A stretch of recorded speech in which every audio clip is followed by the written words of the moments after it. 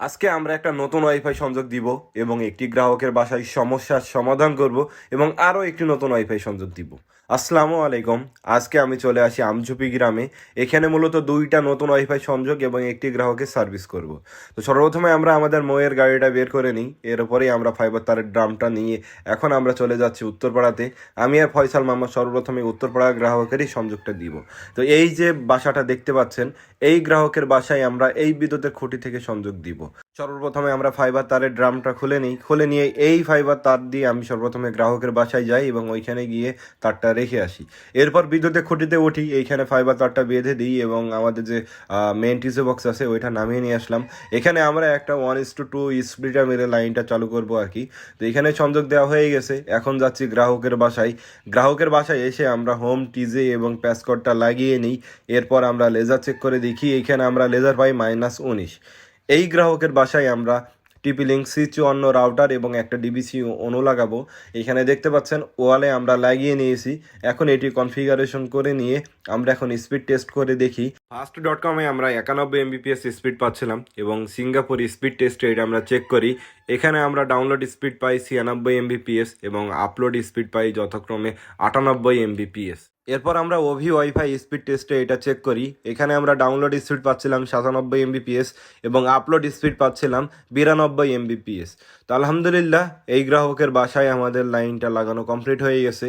এখন আমরা চলে যাচ্ছি আরেকটি গ্রাহকের বাসায়। এই গ্রাহকের বাসায় অভিযোগ হচ্ছে ওনার লাইন থেকে বন্ধ হয়ে যায়। তো আমরা এখানে আসার পর দেখি যে ওনার এই যে রাউটার ইঁদুরে কেটে ফেলেছে আর কি, অ্যান্টিনা দুইটা। তো যাই হোক, এখানে ওনার যে এই যে মাল্টিপ্লাগ নাই, এখানে ডাইরেক্ট বোর্ডে 2-3টা সকেট দিয়ে তারপরে রাউটার অনু চালানো হয়। তো এখানে সামান্য একটুখানি নড়ে গেলে অনুটা বন্ধ হয়ে যায় কিন্তু রাউটার চালু থাকে। তো গ্রাহক বলছিল ওনার মোবাইলে ওয়াইফাই কানেক্ট থাকে বাট নো ইন্টারনেট। তো আমরা এখানে দেখলাম যে হচ্ছে ওনার এই যে লুজ কন্ট্যাক্টের কারণে কারেন্টের লাইন বন্ধ হচ্ছে, চালু হচ্ছে, ওই কারণে মূলত এটা বন্ধ হয়ে যাচ্ছে। ওনাদের বললাম একটা মাল্টিপ্লাগ লাগাতে, তো ওনারা বললো হ্যাঁ একটা মাল্টিপ্লাগ লাগাবো। তো গ্রাহকের বাসায় যেহেতু এসেছি আমরা হচ্ছে একবার চেক করে নিই রাউটার সব কিছু ঠিক আছে কি। তো আমরা 44 Mbps পর্যন্ত ডাউনলোড স্পিড পাচ্ছিলাম এই সিঙ্গেল ব্যান্ডের রাউটার থেকে। এর বেশি ওঠা সম্ভব না, কারণ এই সিঙ্গেল ব্যান্ডের রাউটারের বয়স হয়ে গেছে 3.5 বছর। তো যাই হোক, এখন আমরা বাসায় এসে খাওয়া দাওয়া করে নিলাম। এখন আবারও যাচ্ছি একটি নতুন সংযোগ দেওয়ার জন্য। তো আমি আর মামা চলে আসলাম বাজারে।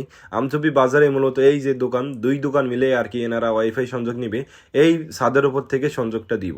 তো সর্বপ্রথমে এখানে আমি ফাইবার তারটা টেনে নিই। নেওয়ার পর এখানে আমরা ফাইবার তার আমাদের যে মেইন টিজে বক্স আছে, মেইন টিজে বক্সে গ্রাহকের সংযোগটা এখান থেকে দিয়ে নিই। গ্রাহকের সংযোগ দেওয়ার পর আমরা চলে আসি গ্রাহকের দোকানে। এখানে আমরা সর্বপ্রথমে হোম টিজে বক্স এবং প্যাসকটটা গ্রাহকের বাসার জন্য লাগিয়ে নিই। এরপর আমরা এখানে লেজার চেক করে দেখি, লেজার আছে -17। এরপর আমরা গ্রাহকের রাউটার অনুটা লাগিয়ে নিই। এখানে একটা টিপি লিঙ্কের সিঙ্গেল ব্যান্ড 3 বছর আগেকার রাউটার এবং একটা নতুন ডিবিসি অনু দিয়ে আমরা লাইনটা লাগাই এবং এইখানে স্পিড চেক করে দেখি 47 Mbps হচ্ছে, ফাস্ট.কমে আসতেছে এবং সিঙ্গাপুর স্পিড টেস্টে এটা চেক করি। এখানে আমরা 47 Mbps ডাউনলোড স্পিড পাচ্ছিলাম এবং আপলোড স্পিডও চেক করি। আপলোড স্পিড এখানে আমরা পাচ্ছিলাম 57 Mbps। আসলে এখানে বিষয়টা হচ্ছে রাউটারের। আজকে যে আমরা 3টা গ্রাহক আপনাদের দেখালাম, 2টা গ্রাহক নতুন সংযোগ নিল, একটা গ্রাহকের সার্ভিস করলাম। তো একটা গ্রাহকের ভালো রাউটার ডুয়েল ব্যান্ডের হওয়ার কারণে ওনার স্পিড উঠতেছিল 96 Mbps এবং আর একটা গ্রাহকের দেখুন সিঙ্গেল ব্যান্ডের রাউটার 44 Mbps উঠতেছিল এবং লাস্ট যে লাইনটা দিলাম এই লাইনটাও আমাদের 30 থেকে 40 Mbps এর ভিতরে থাকতেছিল। এইটা মূলত লাইন আপনার যত ভালোই হোক, রাউটার ভালো না হইলে স্পিড আপনি ভালো পাবেন না।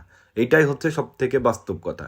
তাই আপনারা চেষ্টা করবেন ডুয়েল ব্যান্ডের অথবা গিগাবিট রাউটার ব্যবহার করার জন্য, আপনারা ভালো পারফরমেন্স পাবেন। ধন্যবাদ।